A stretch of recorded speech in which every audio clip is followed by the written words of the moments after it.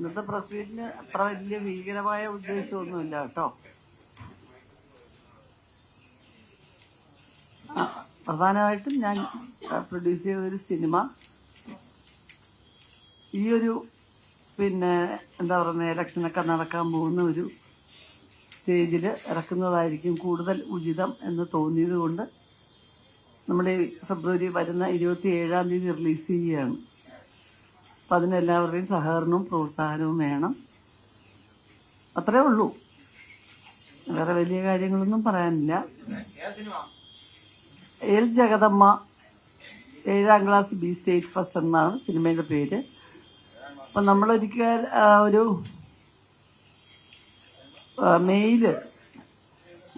കഴിഞ്ഞ mail release ചെയ്യാനൊരു ശ്രമം നടത്തി. പക്ഷെ അന്ന് ഒരു ചെറിയ സാങ്കേതിക തടസ്സം അതിനുണ്ടായി. അത് ഡിസ്ട്രിബ്യൂട്ടറുമായിട്ടൊക്കെയുള്ള ഡിസ്ട്രിബ്യൂട്ടർക്കും സംഘടനയ്ക്കും തിയേറ്റേഴ്സുമായിട്ടൊരു ചെറിയ പ്രശ്നമായിരുന്നു. അപ്പം അതുകൊണ്ട് നമുക്ക് വേണ്ടപ്പെട്ടവർക്ക് വേണ്ടി കുറച്ച് ഷോസ് ഇട്ടിട്ട് നമ്മളത് പിൻവലിക്കുകയായിരുന്നു ചെയ്തത്. പിന്നെ ഒരു നല്ല സീസൺ നോക്കി ഇറക്കാമെന്ന് വിചാരിച്ചു. കാരണം അങ്ങനെയുള്ളൊരു സീസണിൽ അത് ഇറക്കാൻ പറ്റുള്ളൂ. അപ്പോൾ ഇത് നോക്കി അപ്പോൾ തീർച്ചയായിട്ടും അത് കുറച്ചുകൂടെ മെച്ചപ്പെട്ട ഒരു സീസൺ ഇത് തന്നെയാണെന്ന് എല്ലാവരും അഭിപ്രായപ്പെട്ടത് കൊണ്ട് നമ്മൾ ഇപ്പം റിലീസ് ചെയ്യുകയാണ്. എന്തോ ആരാ? ഞാനോ? ഞാൻ അഭിനയിക്കുന്നുണ്ട് തീർച്ചയായിട്ടും. ജഗദമ്മ എന്ന് പറഞ്ഞ ക്യാരക്ടർ ഞാനാ ചെയ്യുന്നത്. പിന്നെ ഒരുപാട് ആർട്ടിസ്റ്റുകളുണ്ട് അതിനകത്ത്. മ്യൂസിക് കൈലാഷ് മേനോനാണ്, ക്യാമറ അനി നായർ. അങ്ങനെ അതാണ്. ഒരുപാട് ആർട്ടിസ്റ്റുണ്ട്, ഒരുപാട് പേര് നിങ്ങൾക്കറിയാവുന്ന ഒരുപാട് ആർട്ടിസ്റ്റുകളുണ്ട്. രാഷ്ട്രീയം തന്നെയാണ് അതിന്റെ. രാഷ്ട്രീയത്തിന് വേണ്ടി ഉള്ളൊരു സിനിമ അല്ലെങ്കിൽ പോലും ഒരു നാട്ടിൻപുറത്ത് നടക്കുന്ന കുറെ ലൈവായിട്ടുള്ള കുറെ കാര്യങ്ങളുടെ നിന്നും ഒരു ക്യാരക്ടർ യാദൃശ്യമായിട്ട് രാഷ്ട്രീയത്തിലേക്ക് ഒരു സ്ത്രീ എത്തപ്പെടുന്നു. അപ്പോൾ അതിനിടയിൽ അവർക്ക് പിടിച്ചു നിൽക്കാൻ പറ്റുന്നുണ്ടോ ഇല്ലയോ എന്നുള്ളിടത്താണ്. അതാണ് കഥയുടെ പ്രധാനപ്പെട്ട പ്രശ്നം. അതാണ് അവർ വന്നത് നന്നായോ ഇല്ലയോ, ഇല്ല അങ്ങനെയുള്ളവർക്ക് ഇവിടെ നിൽക്കാൻ പറ്റുമോ എന്നൊക്കെ ഉള്ളതിൻ്റെ ഒരു മറുപടി ആയിരിക്കും. വളരെ സാധാരണക്കാർക്ക്, വലിയ വിദ്യാഭ്യാസം ഇല്ലാത്തൊരു സ്ത്രീക്ക് ഇവിടെ വന്നാൽ പെട്ടെന്ന് രാഷ്ട്രീയത്തിലേക്ക് വന്നാൽ കാര്യങ്ങളൊക്കെ വളരെ എളുപ്പമാവും എന്ന് വിചാരിച്ചിരിക്കുന്ന ഒരു സ്ത്രീക്ക് അതൊന്നും ഒരിക്കലും അത്ര എളുപ്പമല്ല എന്നുള്ള തീരുമാനത്തിലാണോ അവരെത്തുന്നത്.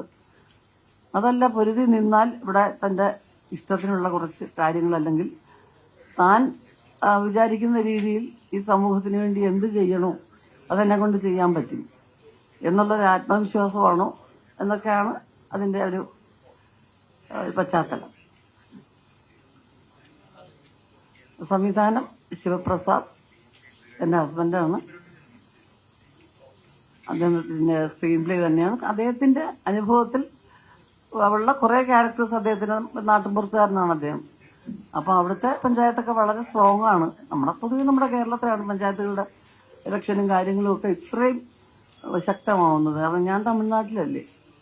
അപ്പൊ അവിടെ എനിക്കറിയാം അവിടത്തേക്കാളൊക്കെ വളരെ പ്രാധാന്യം എന്ന് പറയുന്നത് കേരളത്തിലെ പഞ്ചായത്തുകളുടെ ഒരു ഇലക്ഷനും കാര്യങ്ങളും ഒക്കെ ആയിട്ട് അടുപ്പിച്ചുള്ള ഒരു ബഹളവും അത്ര വലിയ കാര്യങ്ങളോ ഒന്നും തമിഴ്നാട്ടിലൊന്നും ഞാൻ കണ്ടിട്ടില്ല. അപ്പൊ എനിക്കത് വളരെ വ്യത്യസ്തമായിട്ട് തോന്നി ആദ്യമായിട്ട് അങ്ങനെ ഒരു സിനിമ ചെയ്യുമ്പോൾ. അപ്പൊ അദ്ദേഹം ലൈവായിട്ട് കണ്ടിട്ടുള്ള കുറെ ക്യാരക്ടേഴ്സും സംഭവങ്ങളും ഒക്കെയാണ് പ്രധാനമായിട്ട്.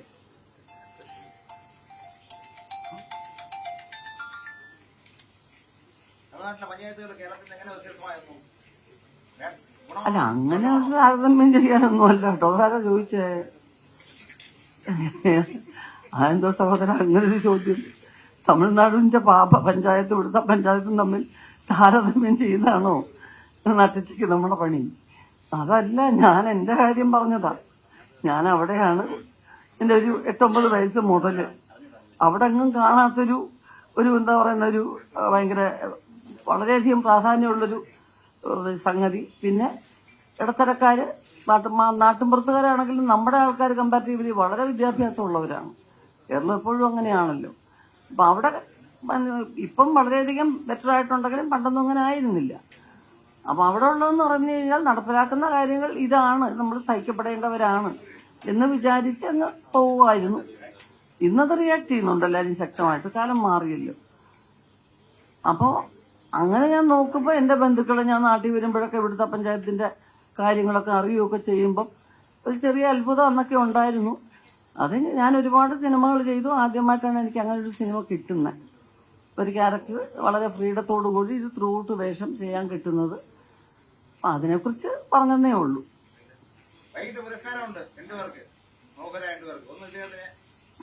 എന്തുവാ? ആ അതെ, അതിനെക്കുറിച്ച് എന്തോ പറയണം. ഇത് ഏത് ചേട്ടനായി ചോദിക്കുന്നേ? മുഖത്ത് എനിക്കൊന്ന് മുഖം കാണിച്ചേ, മുഖം ഒന്ന് കാണിച്ചേ. അല്ല, പുരസ്കാരം എന്ന് പറഞ്ഞാൽ പുരസ്കാരം എപ്പോഴും സന്തോഷമല്ലേ, പ്രത്യേകിച്ച് ഒരു ദേവി സാന്നിധ്യത്തിൽ കിട്ടുമ്പോ. അപ്പൊ വലിയ കാര്യം, ഒരു ചെറിയ പ്രസാദമാണ് തരുന്നതെങ്കിൽ പോലും അതൊരു വലിയ പുരസ്കാരമായിട്ട് തന്നെ കണക്കാക്കും നമ്മൾ. അതുകൊണ്ടല്ലേ നമ്മൾ അതിനുവേണ്ടി ഇവിടം വരെ വന്നേക്കുന്നത്. അപ്പൊ അങ്ങനെയാണ്, അങ്ങനെ തന്നെയാണ്. അത് അദ്ദേഹത്തിന് അനുഗ്രഹം, എനിക്കും അനുഗ്രഹം, അത്രയേ ഉള്ളൂ.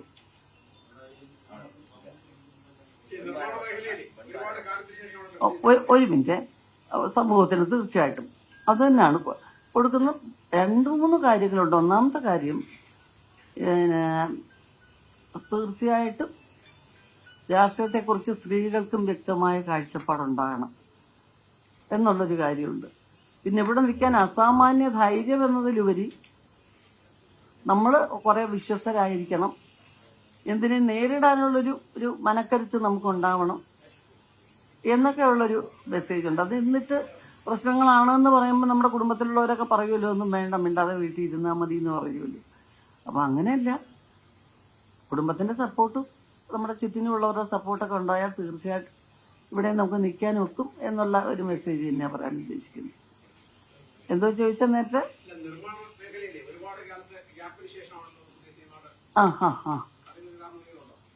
കാരണമുണ്ട്. കാരണം എന്ന് വെച്ചാൽ, ഒന്നാമത്തെ കാര്യം, ഞാൻ നിങ്ങൾക്കറിയാമല്ലോ, ഒരു ഭാഷയിൽ അല്ലെങ്കിൽ വേറൊരിടത്ത് ഞാൻ എപ്പോഴും എന്റെ ഒരു അഭിനയമായിട്ട് ബന്ധപ്പെട്ട് ബിസി ആയിരുന്നു. അപ്പം കുറച്ച് പൈസ മുടക്കിയിട്ട് നമ്മൾ എവിടെയെങ്കിലുമൊക്കെ പോയിട്ട് നടത്താനുള്ളൊരു കാര്യമല്ല നിർമ്മാണം. പിന്നെ ഇത് എന്ന് പറയുന്നത് ഞാൻ കുറച്ചൊരു 7-8 കൊല്ലമായിട്ട് ഞാൻ കേട്ടുകൊണ്ടിരിക്കുന്ന കുറേ സംഭവങ്ങളാണ് തിരക്കഥയായത്.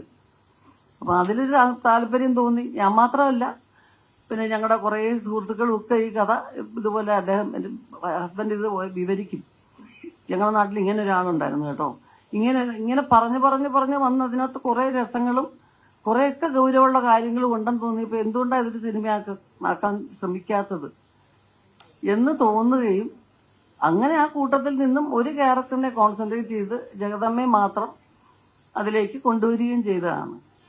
അപ്പൊ അത് പ്രൊഡ്യൂസ് ചെയ്യണമെന്ന് പറയുമ്പോൾ ഇപ്പൊ എന്നെ അപ്രോച്ച് ചെയ്യുന്ന പല പ്രൊഡ്യൂസേഴ്സിനോട് നമുക്ക് ചോദിക്കാം. അപ്പം വിശ്വസിച്ചാൽ തീർച്ചയായിട്ടും ചെയ്യുകയും ചെയ്യും. പക്ഷെ എന്നാലും നാളെ ഒരു ചോദ്യം വരും, അത്രയും നല്ലതാണ് എന്ന് നിങ്ങൾക്ക് തോന്നിയെങ്കിൽ എന്തുകൊണ്ടാണ് നിങ്ങൾ പ്രൊഡ്യൂസ് ചെയ്യാത്ത എന്നൊരു ചോദ്യം വരും.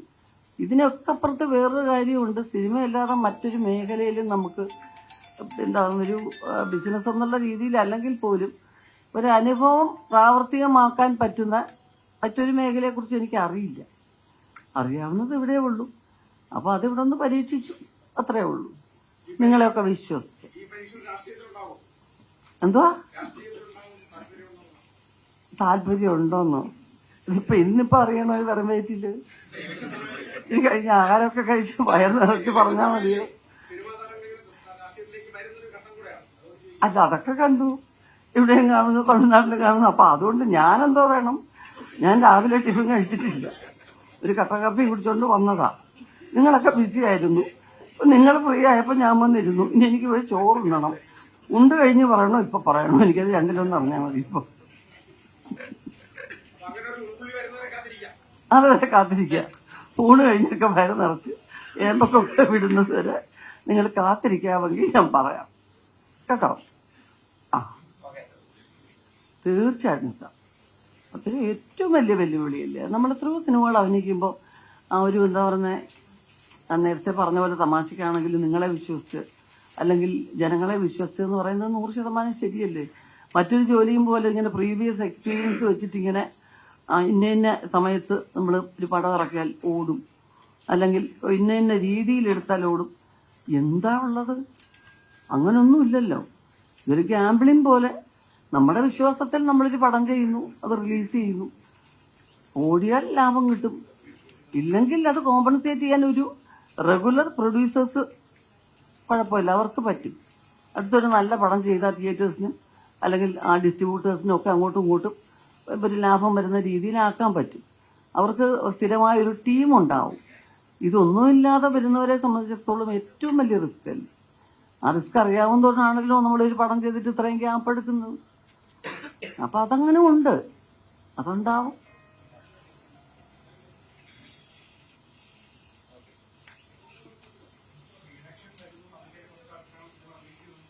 ഓ ഇല്ല, ഇലക്ഷൻ കേരളത്തിൽ നിന്ന് മാത്രമല്ല, ഇന്ത്യയിൽ മാത്രമല്ല, ലോകത്തെമ്പാടുമുള്ള ഏറ്റവും വലിയൊരു പ്രോസസ് അല്ലേ അത്. അത് അനിവാര്യമാണ് താനും. പല സ്ഥലങ്ങളിലും പല രീതിയിലാണെന്നും മാത്രം.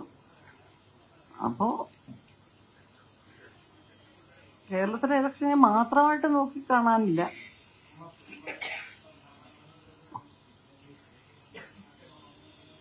അതൊക്കെ വളരെ വലിയ വലിയ ഉത്തരങ്ങൾ പറയേണ്ടതല്ലേ. നമ്മൾ ഈ ചെറിയ ഒരു വട്ടം സിനിമ, അതിനകത്ത് നിന്നുകൊണ്ട് സിനിമയ്ക്ക് അകത്ത രാഷ്ട്രീയം പോലും മനസ്സിലാക്കാനുള്ള പ്രാപ്തി ഉണ്ടായിട്ടില്ല. രാഷ്ട്രീയം എന്നുള്ള വാക്ക് തന്നെ വല്ലാതെ നമ്മൾ പറയും, സിനിമയ്ക്ക് പുറകിലെ രാഷ്ട്രീയം, ഈ കച്ചവടക്കാർക്ക് പുറകിലെ രാഷ്ട്രീയം. അപ്പൊ രാഷ്ട്രീയം എന്നുള്ള വാക്ക് തന്നെ എല്ലായിടങ്ങളിലും ഉപയോഗിച്ചു തുടങ്ങി. പണ്ടൊരൊറ്റ സൈഡിലല്ലേ പറയുമായിരുന്നുള്ളൂ. അപ്പം അതിനെക്കുറിച്ചൊന്നും വലിയ കാര്യങ്ങൾ പറയാൻ ഇഷ്ടംപോലെ പാണ്ഡിത്യമുള്ളവരുണ്ട്. എനിക്ക് ഈ പടത്തെക്കുറിച്ച് മാത്രം എന്തെങ്കിലും ചോദിച്ചാൽ പറയാം.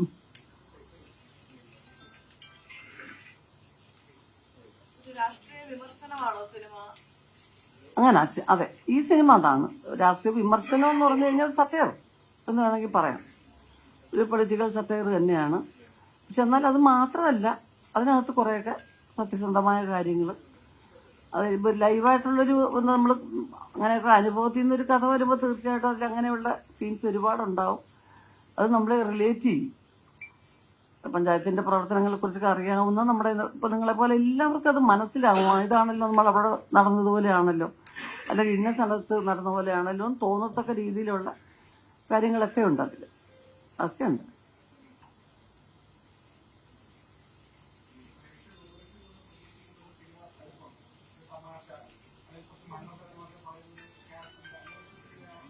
ഉണ്ടുണ്ട്, തീർച്ചയായിട്ടും ഒരു പ്രത്യേക ഘട്ടം വരെ അങ്ങനെയൊക്കെ തന്നെയാണ്.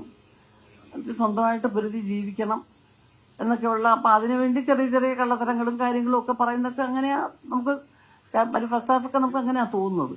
പക്ഷെ കുറെ കഴിയും തോറും കുറേശ്ശെ ജീവിതത്തിൽ ഇങ്ങനെ അഫക്റ്റഡ് ആവും തോറും അതിൽ നിന്ന് മാറിയിട്ട് മറ്റൊരു രീതിയിലേക്ക് പോകുന്ന പോലെയാണ് വരുന്നത്.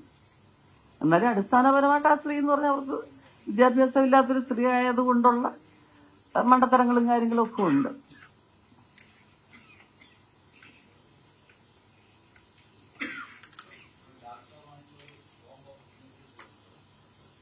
അല്ല, പ്രതീക്ഷിക്കാന്ന് വെച്ചാൽ എന്താ അറിയോ, ആള് ശ്രമിച്ചാലും അവർക്ക് നമ്മൾ നേരത്തെ ചെയ്തു വെച്ച കുറെ നല്ല സിനിമകളില്ലേ, അതിനേക്കാൾ മെച്ചപ്പെട്ടൊരു സിനിമ ചെയ്യാൻ പറ്റുമോ എന്നുള്ളൊരു ചിന്ത എല്ലാവർക്കും ഉണ്ടാവുമല്ലോ. ആ ഡയറക്ടേഴ്സ് എന്നൊക്കെ പറയുന്നവർ അന്ന് അധ്യാപകരെ പോലെ അവരെന്ത് പറയുന്നു നമ്മളത് കേട്ട് അനുസരിച്ച് നിൽക്കുന്ന ആ ഒരു കാലഘട്ടം വേറെയാണ്. ഇനിയിപ്പോൾ അതല്ല, ഇന്ന് ചെറുപ്പക്കാരായിട്ട് വരുന്നവർക്ക് അവർക്ക് ഐഡിയാസ് ഉണ്ടാവും. പക്ഷെ എന്താ, അങ്ങനെ കിട്ടണം. കാരണം ശോഭനയും ലാലേട്ടും ചെയ്യുന്നു എന്ന് പറഞ്ഞു കഴിയുമ്പോൾ അതിനൊരു തമാശയുടെ ഒരു ഘടകം വലുതായിട്ട് ആരും പ്രതീക്ഷിക്കുന്നില്ല. പക്ഷെ ഞാനും ലാലേട്ടും ഒരു ഫിലിം ചെയ്യുമ്പോൾ അത് അതുകൂടെ നന്നായിട്ട് പ്രതീക്ഷിക്കും. അങ്ങനെ ഒരു സ്ക്രിപ്റ്റ് കിട്ടണം, അതാണ് പ്രധാനപ്പെട്ട ഒരു റിസ്ക് അതിനുണ്ട്. വരുമായിരിക്കും, വന്നാൽ തീർച്ചയായിട്ടും സന്തോഷമല്ലേ ഉള്ളൂ ചെയ്യാൻ. അതെ അതെ, പോകുന്ന എല്ലാ സ്ഥലങ്ങളിലും എല്ലാവരും അതാ ചോദിക്കുന്നത്. പക്ഷെ ആ തമാശയാണ് അതിൽ വളരെ വലിയൊരു എലിമെന്റ് ആയിട്ട് കിടക്കുന്നത്.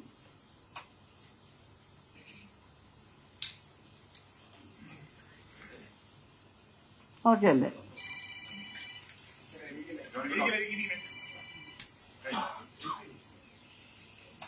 അതെ, 27-നാട്ടോ പണം റിലീസ് ചെയ്യുന്നത്, 27-നാ. അപ്പോൾ എല്ലാവരും കണ്ടേ പറ്റൂ എന്ന് നിർബന്ധം പറയുകയല്ല, കാണുക. നിങ്ങളുടേതായിട്ടുള്ള നിശ്ചിതമായ വിമർശനങ്ങളും പ്രതീക്ഷിക്കുന്നുണ്ട്. ഈ മാസം ഫെബ്രുവരി 27-നാണ്. അപ്പോൾ അത് ഈ ഒരു സീസൺ മിസ് ചെയ്യാതെ വരണം എന്നുള്ളതാണ് പ്രധാനപ്പെട്ട കാര്യം. കൂടുതൽ വാർത്തകൾക്ക് News 18 Keralam YouTube channel subscribe ചെയ്യുക.